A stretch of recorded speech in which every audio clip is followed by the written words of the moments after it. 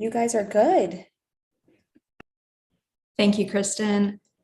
Good afternoon, Charlie. Good afternoon, Tara. Good afternoon. Good afternoon, Danielle.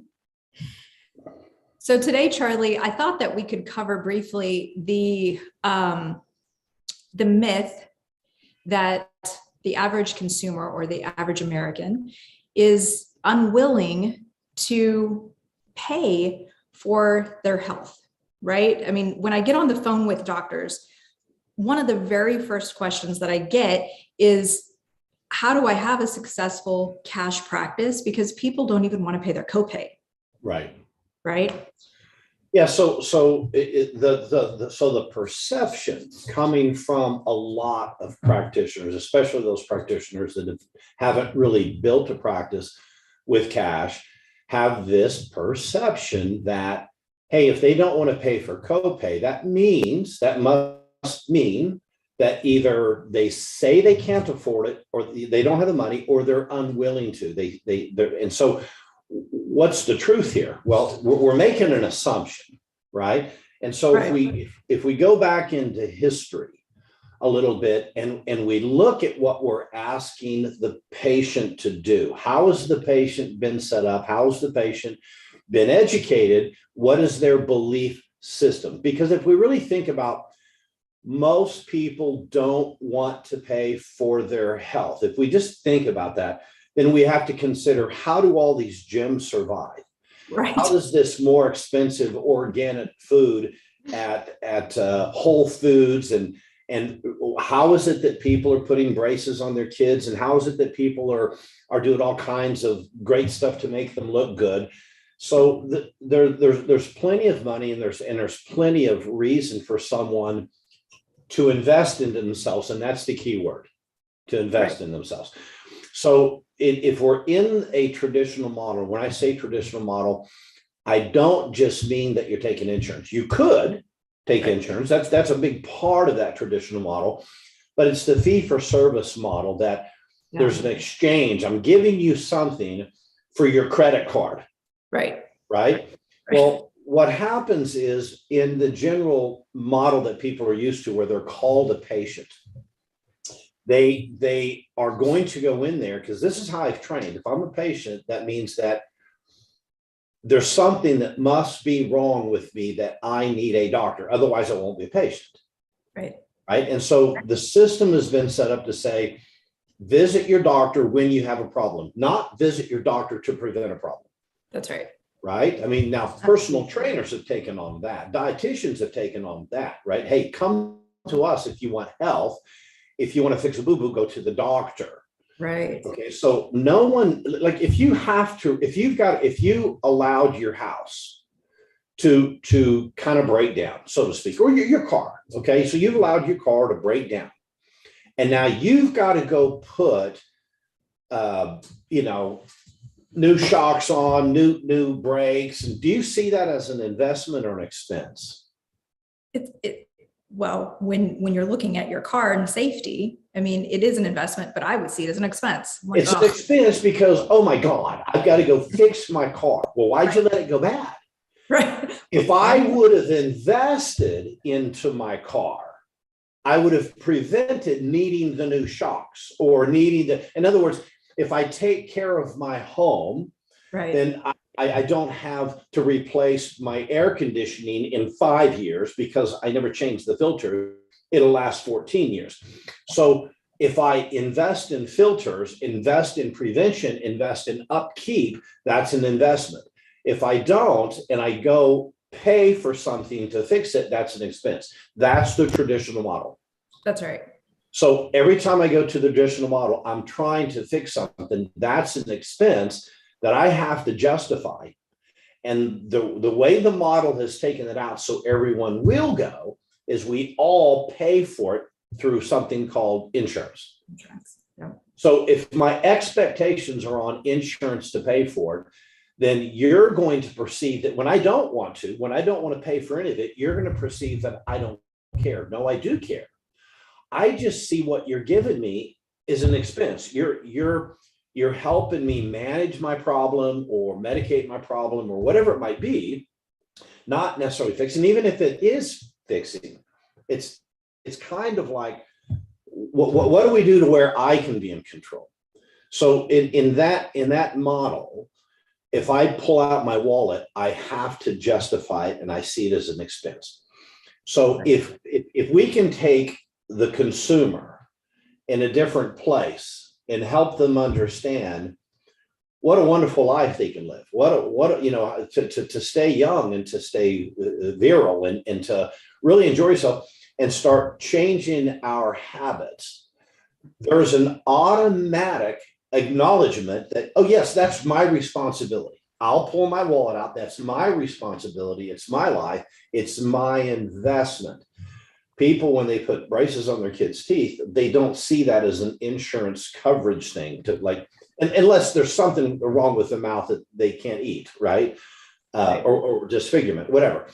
But for the most part, they recognize it's to have a beautiful smile, a beautiful, confident smile. And so when I do that, I recognize that is up to me, my responsibility to put braces on my son Landon. But it's also a really, really good investment, right? Because it's going to last him a lifetime. So this whole thing about most people can't afford, let's start there. I can't afford healthcare. Well, there are some people that can't. There's some people that can't afford a gym membership. There's some people that can't afford a car. There's some that's an obvious, okay? But the majority of people that have one of these and a Starbucks cup in their hand and their nails done, and a decent car that's not just dilapidated, okay? They have the ability to invest or to pay for a phone, a cup of coffee, braces, and they're going to put that money where they see it being the most beneficial to them. Now, some people may see that most beneficial to me if I can get breast augmentation. Okay, that makes me feel beautiful. That's an investment. And for that person, it absolutely is an investment because that's how they feel about it. Right. Okay. Where do they find the money? Why is it that women automatically can find money for that, but somehow doctors think they don't have the money for them? No, they do have the money for them. They just don't see what they have as valuable. Well, I don't know if you've ever heard like my full story, but back when I had just had Joshua, so four kids, right? And I'm in my early 30s, I'm overweight, I'm in chronic pain, I have migraines all the time, and my stomach, I can't eat anything. So like I'm a mess, right? And I go to my family practitioner because that's what I was trained to do. I was trained, I go to my doctor, and I went to my doctor, and my doctor gave me prescription. Long story short, none of the prescriptions that they piled on ever worked, but going through the model, the program and changing everything, that completely changed how I feel. There was never a point that I was ever educated that there was a different way, right? So like as a patient, I would have totally gone to my doctor and I would have paid cash if I had been pre-educated, if I had seen, if somebody could have painted me a picture of the destination that I live today, I would have happily invested in that. Exactly. But if he had just told me you have to pay out of pocket to see me, I would have been like, no, thanks. Right. Right. Because if they're a doctor, you automatically, again, we've been indoctrinated to believe that you're going to do something to alter my lab or to change my symptoms. Yes. But I'm going to walk away without any knowledge to change how I got here. In other words, I don't know what to do. You tell me I need to get my cholesterol down. You tell me I need to lose weight. You tell me, but you don't instruct me. That's right. One reason that a lot of doctors aren't doing this, one, they're not confident in it. They weren't trained in health, they're trained in disease. So they're not confident. A lot of them want to do it, but they're like, man, how do I learn this stuff? I wasn't trained this stuff. Right. Well, it's not that complicated to learn lifestyle, but if that's who you are as a physician, then take it upon yourself. There's plenty of areas to get that training. We even have areas that you go to, we can help you with that. But if you know that your job is to empower someone, then take it upon yourself to get some more knowledge to where you do feel comfortable about it. But again, if the patient themselves, the client, the practice member, until they become empowered with knowledge to change their own life, Right. it's always going to look like an expense to the most part. There are some things, again, that we do to the patient, like braces, but there's still follow through. You still have to co-labor, Right. or breast augmentation that is seen as investment. But if there's not something that happens to me immediately and I'm not changing anything, I'm not in control, then it really is this old model healthcare that I don't want to pull my wallet out for. And so the doctor becomes a salesperson, Right. especially in the fee-for-service model. Every time they come in, well, I really want to recommend supplements, but they don't want to pay for them. No, they don't want to pay for the bottle of supplements because you haven't offered what they're going to do for them. They'll invest. If this supplement, for example, helped me look, 5 years younger because it did something for my skin and all, I'm not going to sell this. I'm going to help them understand, how about we put you on a protocol that's going to increase elastin and collagen in your skin, and within the next few months, we should be able to get things to look like you're 5 years younger because of the elastin. How would you like that? Would you like that look? Oh my God, what would that be worth? Well, that's priceless. This is $49. Right. But we try to sell Absolutely. the 49. Let me tell you, this is what I want you to buy in these supplements. And don't look at the price, because I know you'll go shop. And I want you to see the value in this. And they don't care about this. Right. They don't care how they get the face that looks 5 years younger. They don't care. They It don't. could be a tool. It could be a magic pen. They don't care. Yeah. The investment is, do you want this beautiful face? Yes. Well, the beautiful face investment, $7,000. Great. When do we start? Do you have payment options? Rather than, this is this beautiful thing, but now let me take you back away from what that looks like, and let's just focus on this bottle of supplements that you can probably find somewhere if you keep trying. You'll try. I know that you'll try. Right. And so, well, they don't even want to buy a bottle of supplements. How are they going to? Why would they spend $8,000? They won't. They'll invest $8,000. That's right. They'll invest it. That's right. And to the practitioners that are, out of that straight traditional where it's only insurance and they're not offering anything else, because I do talk to a lot of doctors that have tried to move into this, more preventative model. But the key that I always see where they're failing, and you're going to cover this on the webinar tonight, is they communicate, but they don't connect. They don't. So learning how to connect with patients again, we actually call them practice members. People.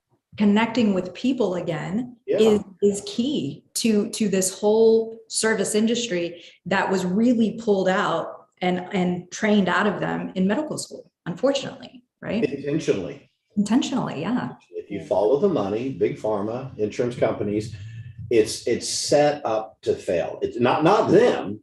No. But and we all know this. I don't care where you come from. We all understand there are protocols outside of pharmacopoeia that work extremely well, that get dampened and pulled off and so forth, because the pharmaceutical companies have the voice. They control what we hear and what we see and all this. And so it's this place that we, as a physician, we have to really set ourselves in a way of recognizing, maybe it's my message that needs to be changed. It's not the person in front of me that needs to be changed. They may need to be re-educated because they've been indoctrinated to believe you need to fix me and I'm entitled because I have insurance. Okay, if you call them a patient, if you take insurance, if you fee for service, you're part of the training. I'm guilty. I was in it. We train each other that way, and we train the public that way. Okay. And that works out for pharmaceutical companies because they don't want individuals to want to pull their wallet out. They want them to stay in the insurance model because the only way they can, sell their drugs for $40 a pill is through insurance. People won't pay cash. Just imagine if the pharmaceutical industry, if insurance said we're not going to pay us anymore, Yeah. supplement company would go booming. Right. Pharmaceutical companies would go broke within a week because no one would do that. And we go ahead as the patient and do it because we think it's free, not realizing that we're all contributing every time we use it to higher insurance co-payments and deductibles and everything else, monthly fees. But connecting is, a lot of people do communicate, but connecting with the person in front of you and really establishing where they want to go, that's the missing piece. Yeah. It's what we tend to believe as practitioners is whatever boo-boo they come in with, whatever that symptom, whatever it is, whatever, that's what we're going to fix. And we think that they're going to be happy with that. Well, they're not. No. What we don't ask them is the questions that a personal trainer would ask them. Hey, I know that you've got all these things going on. I know you're working with your doctor, but tell me, where would you like to go? What is it that you don't like? And they'll tell the personal trainer, I don't like being 20 pounds overweight because it makes me feel like I'm not confident. And I think it's affecting my sex drive. And I feel 10 years older than I am. And well, where would you like to go? Well, where can I go? You tell me. Well, I want to be Superman. Well, what's that look like? 20 pounds lighter and kind of buff like you are, and I feel 10 years younger. And okay, can you commit to going there? Is that where you want to go? And then the focus is always on where they want to go. Yeah. Not where they are. And in the traditional model, now when I say traditional, I don't mean just medical. I mean chiropractors, I mean naturopaths, I mean everyone that focuses on treating them in their current realm of living. I'm going to treat the diabetic. I'm going to treat the weight. As long as we focus on that, then they remain in that realm and there's no excitement. If we simply say, let's go where you want to go, Nito Cobain, and I say it all the time, made the quote, if you can show someone where they want to go, they'll move heaven and earth to get there. So what we don't do is we don't connect in that way with that prospective patient practice member and help them design, oh, you're asking me where I want to go. That's really crazy. I love it, but no one's ever asked me that before. I apologize for being shocked. Nobody even reads the patient paperwork, much less asks they don't dive into why they want to change. Yeah. They just automatically, you need to change because your blood pressure is high. Well, I don't understand. I'm not a doctor. I don't understand what that means. I know you tell me, but there's nothing in my head that understands what's so bad about that, except I guess I can get a heart attack or stroke. I guess. Yeah. I don't know. but there's nothing that really dives deep into the conversation of having empathy, sympathy, passion, compassion, and understand where they were. And when you're the first person that actually hears them, they can say, that's right, doctor. That's right. You've heard me. Now you've become more than the typical physician. You stepped out of the commodity doctor box into a category of one, a new breed of doctor. This person's a mentor, not just a doctor. And then once we find out what you don't like and what's unacceptable, then I can say, okay, Danielle, we know what's unacceptable. Yeah. And I totally understand where you're coming from. It is unacceptable. No one should have to live in this place that you are now. How about let's talk about where you would like to go. What does life look like? Where we can go and bring the emotion up to and give you hope where no one else has had, to say there's some incredible things that we can do together. What's that look like? Yeah.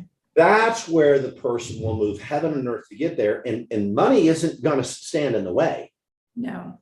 Right. I saw an interesting video yesterday. We're going to put it up on the quarterly. It was absolutely incredible video that I saw. And it was this young man, Hispanic, that was over in Afghanistan and he got injured. And so here he is in his, I guess when he first had the problem, probably early 30s, mid 30s or whatever. And in time, he had to be on like 2 walker canes, right? The kind of braces that someone with polio would wear, because he just didn't have the strength to stand up. And here he is now in this particular, before he started making changes, 42 or 44, something like that. And his doctor says, you're never going to get better. Yeah. You're never going to get better. So of course, he gained weight and he's like 100 pounds overweight. His knees are deteriorating. And he finally just said, enough's enough. This is unacceptable. I can't spend time with my kids and all that.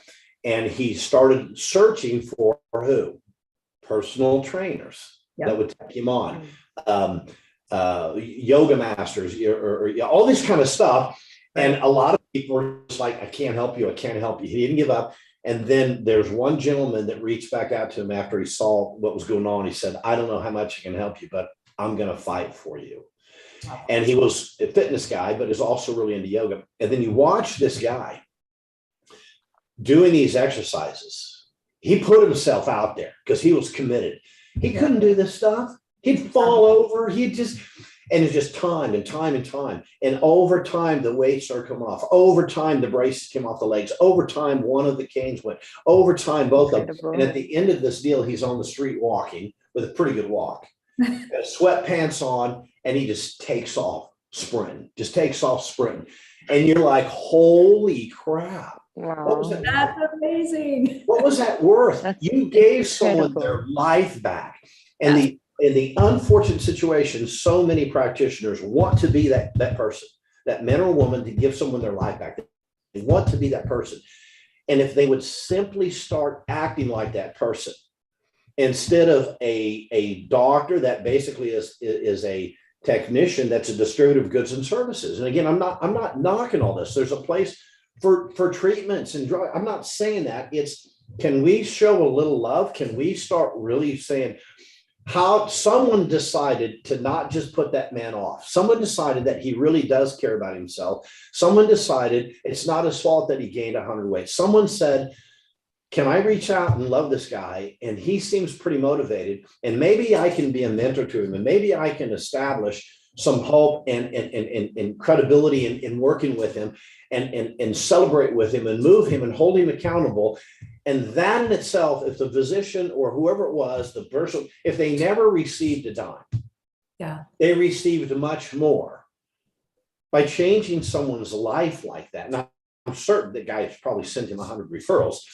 But why can't we do that? Why are we sitting back treating the boo-boos instead of seeing the miracle of the body and saying, people have the potential to change. How about we give them hope? How about we step in there and start learning the lifestyle part of it? And I tell you, when you do that, the whole concept and perception that people won't pay, they won't invest in themselves, that they don't care about themselves, it's completely a myth. It means that the conversations that you've had haven't been effective. That's not their fault. That's yours. That's right. That's absolutely right. And to segue into next week, sorry, Tara, one quick second. Next week we'll be the reimagining the consultation, right? Because most people don't know how to connect. So next week we'll be talking about how do we do that?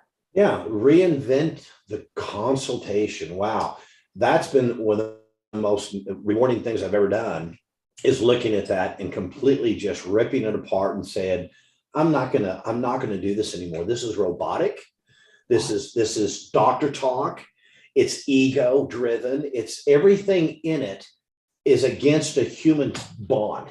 Everything in it just dismisses that's a person with a name. And that whole situation is very uncomfortable. It's very sterile. And again, I know there's a lot of people listening now that have done a lot better job. I'm talking about just the typical standard, but even if you're doing a good job in connecting, the standard approach to it, the journey you take through the consultation is dated.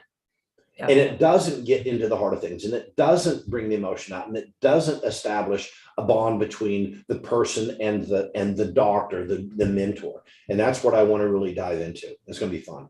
That is going to be fun. Awesome. Tara, is there anything you have something? I just wanted to chime in a little bit.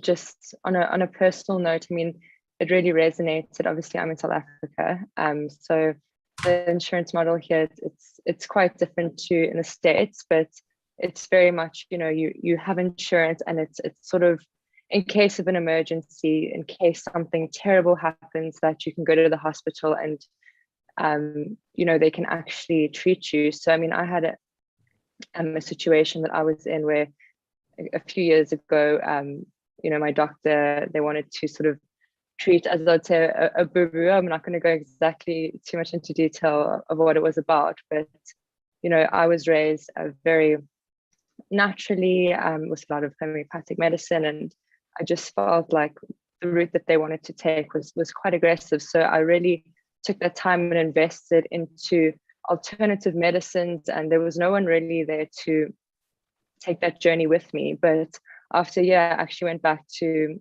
that doctor, and it was completely gone. There was no detection of it in my body anymore, and it was just such an incredible experience to go through, to see how powerful changing your lifestyle can be. And it was all just a matter of eliminating certain things out of my diet, including certain vitamins, and just completely doing a 180 in the lifestyle I was living. And ever since then, I've never really looked back. And just to see the improvements that has brought about in my life has been quite powerful. It's so wonderful to hear that you didn't have to suffer long term, because you became empowered, you empowered yourself, and you started realizing, hey, the body's going to heal.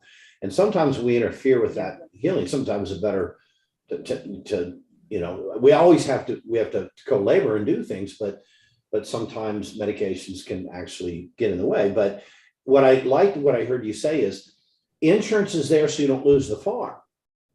That's what insurance is supposed to be for. It's not supposed to maintenance. It's not supposed to be part of gaining health. It's supposed to be, hey, I've done everything I can.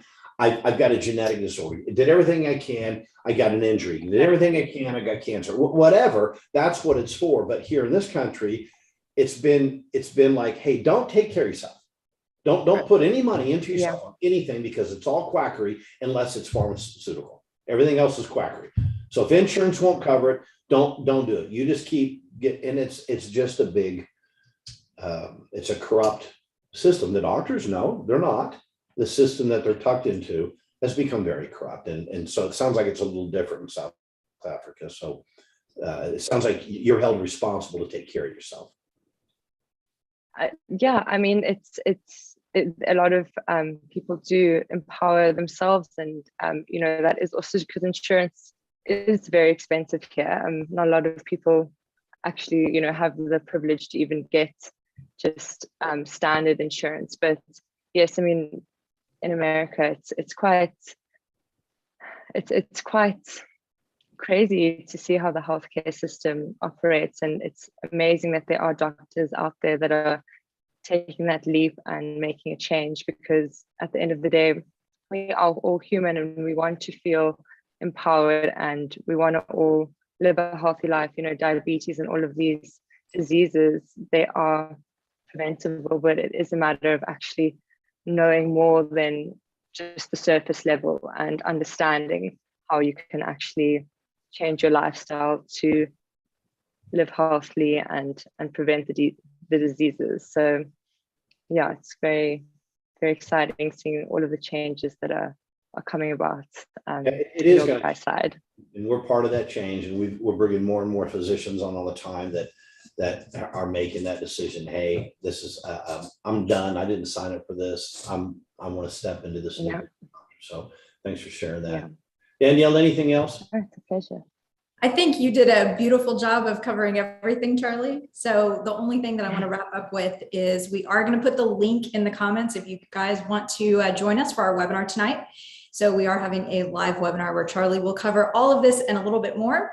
Let's see, join us every Wednesday, 12:30 Central Standard Time. Get your questions answered.